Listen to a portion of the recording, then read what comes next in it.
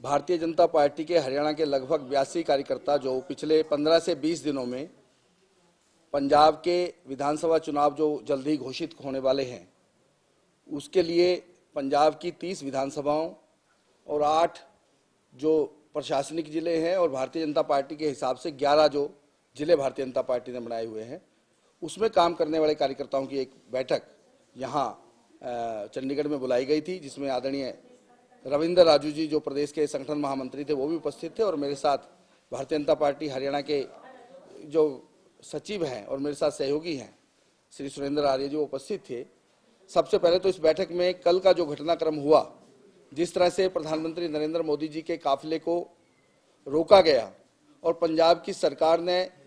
उनको ना तो रास्ता क्लियर होकर के दिया और ना उनकी सुरक्षा का पुख्ता इंतजाम किया, उसके प्रति एक निंदा प्रस्ताव इस बैठक के अंदर पास किया गया कि इसके लिए सीधे सीधे कांग्रेस पार्टी और कांग्रेस की पंजाब की सरकार, वहां के मुख्यमंत्री चन्नी जी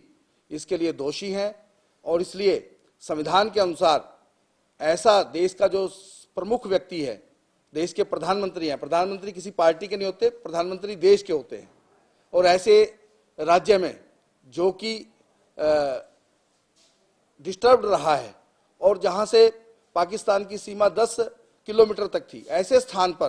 प्रधानमंत्री को सुरक्षा मुहैया ना करा सका, क्योंकि सुरक्षा उपलब्ध कराना प्रदेश का विषय होता है। संघीय ढांचे के अंदर उन्होंने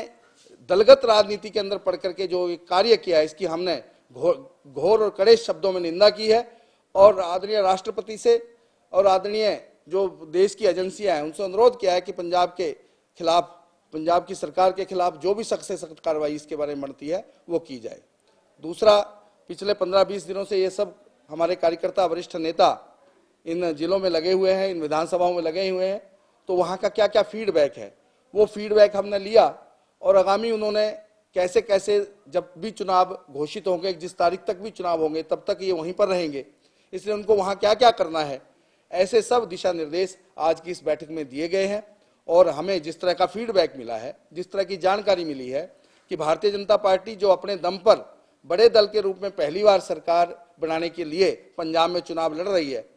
अमरिंदर सिंह जी और ढींढसा जी की पार्टी हमारे साथ सहयोगी दल के रूप में आ रही है, उनके साथ क्या सीटों का बंटवारा होगा या हमारे चुनाव चिन्ह पे कितने सीटों पर लड़ेंगे, ये सारा निर्णय होने के बाद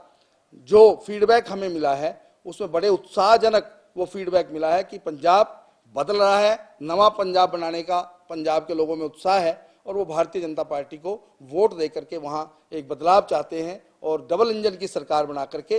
पंजाब को विकास के राह पर लाया जाए। पंजाब जो डिस्टर्ब्ड आतंकवाद से या अभी जिस तरह की ताकतें वहां पर काम कर रही हैं उनके कारण से हुआ, वो उससे दूर होकर के जिस तरह से कर्जा पंजाब के ऊपर चढ़ा है, जिस तरह से तनख्वाह देने के लिए पैसे नहीं है पंजाब के पास, तो वो सब चीजें ठीक हों और आदरणीय मोदी जी के नेतृत्व में पंजाब का विकास हो, इसके लिए लोग वहां वोट देना चाहते हैं। इस तरह का फीडबैक हमें आज की इस बैठक में मिला है। किस प्रकार की जिम्मेदारी दी गई यहाँ हरियाणा बीजेपी के नेताओं को, कितने विधानसभा क्षेत्र में लगे? मैंने जैसे पहले भी बताया कि 30 विधानसभा क्षेत्र जो हरियाणा की सीमा के साथ लगे हुए हैं, 8 प्रशासनिक जिलों में ये 30 विधानसभा सीटें आती हैं,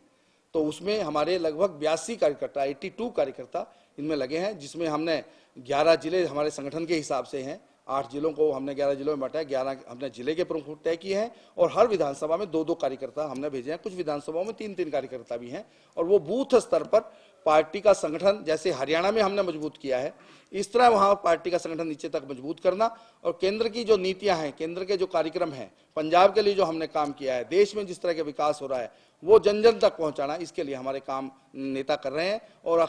आखिरी जो चरण होगा 1 महीने का, 15 दिन का, 20 दिन का चुनाव घोषित होने के बाद आखिरी जो दिन होंगे, तो हमारे जो विधायक हैं, हमारे जो चेयरमैन हैं हरियाणा के या जो मंत्री हैं, वो सारे भी इस चुनाव में उतरेंगे। देखिए, भारतीय जनता पार्टी जो है, जो हरियाणा का कार्यकर्ता है, किसके साथ तालमेल हो रहा है, कितनी सीटों पे हो रहा है, कौन कौन किस किस विधानसभा में चुनाव लड़ेगी, इससे कुछ लेना देना नहीं। ये हमारे वरिष्ठ नेता जो हैं आदरणीय शेखावत जी हैं, वो पंजाब के प्रभारी हैं और बाकी लोग गौतम जी हैं, दुष्यंत गौतम जी वो इंचार्ज हैं, तो वो लोग वो इस बात को डिसीजन करेंगे। लेकिन हमारे कार्यकर्ताओं का केवल एक उद्देश्य है, चाहे हमारी पार्टी का कैंडिडेट हो किसी सीट पर, चाहे गठबंधन दल का प्रत्याशी हो, हमें उसको जिताना है, क्योंकि पंजाब में सरकार भारतीय जनता पार्टी की बने, ये हमारा लक्ष्य है। बहुत अच्छा फीडबैक आ रहा है पंजाब का जो भारतीय जनता पार्टी का कार्यकर्ता है, पहले तो उसमें उत्साह है कि हम सब सीटों पर लड़ रहे हैं।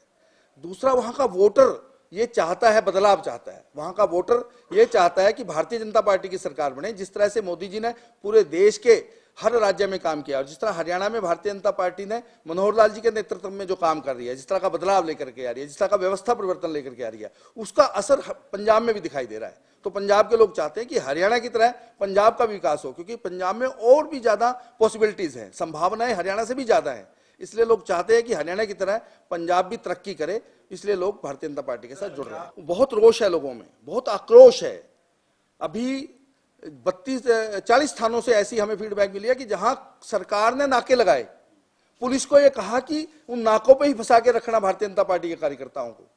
अभी और भी रिपोर्ट्स आ रही हैं, इस तरह की वीडियो वायरल हो रही है, आप देख रहे होंगे कि कैसे सैकड़ों गाड़ियों का काफिला पुलिस ने जानबूझकर रोका हुआ है। जो दिखाई दे रहे हैं 50-100 लोग, वो भी कांग्रेस के कार्यकर्ता हैं जो रास्ते रोके हुए हैं, या कुछ कम्युनिस्ट दलों के लोग हैं। यानी कि विरोधी दलों के लोगों ने एक तरह का चोला पहन करके विरोधियों का, वो भारतीय जनता पार्टी के कार्यकर्ताओं का रास्ता रोका और जनता इसका जवाब देगी आने वाले चुनाव के अंदर।